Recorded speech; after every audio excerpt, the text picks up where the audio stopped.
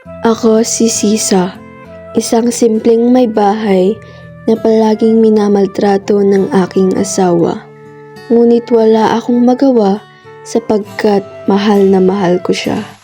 Subalit, nandiyan naman ang mababait at mapagmahal kong mga anghel na sina Basilio at Crispin na talagang maipagmamalaki ko. Siya nga pala, ipaghanda ko ng makakain ng dalawa kong anak dahil uuwi sila ngayon. Isang linggo ko na rin hindi sila nakikita. Kamusta na kaya sila? Pagkatapos kong maihanda ang hapunan, dumating ang aking asawa at kinain lahat ng pagkain. Nang mabusog, umalis din at wala akong nagawa. Dumating si Basilio na duguan. Agad ko siyang tinanong, "Anak, anong nangyari sa'yo? Nasaan si Crispin?"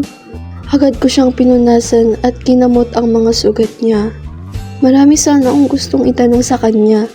Bakit kayo nang ayos niya? Alam kong may tinatago si Basilio.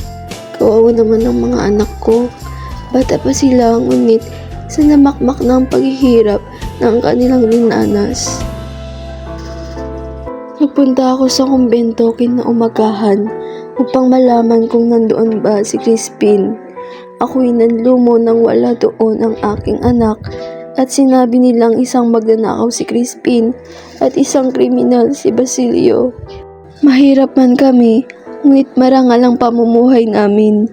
Pinalaki ko sila ng may takot sa Diyos.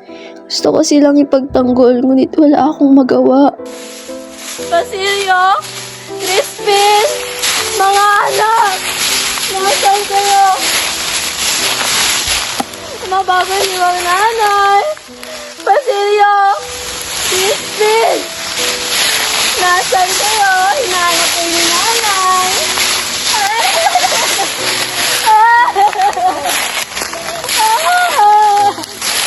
Mga anak! Nasaan kayo?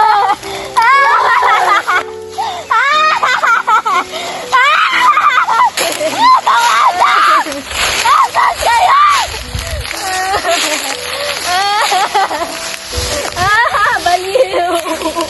Ano mo narinig ko? Baliw!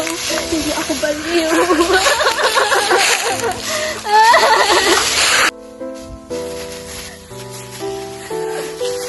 Baliw ka, baliw!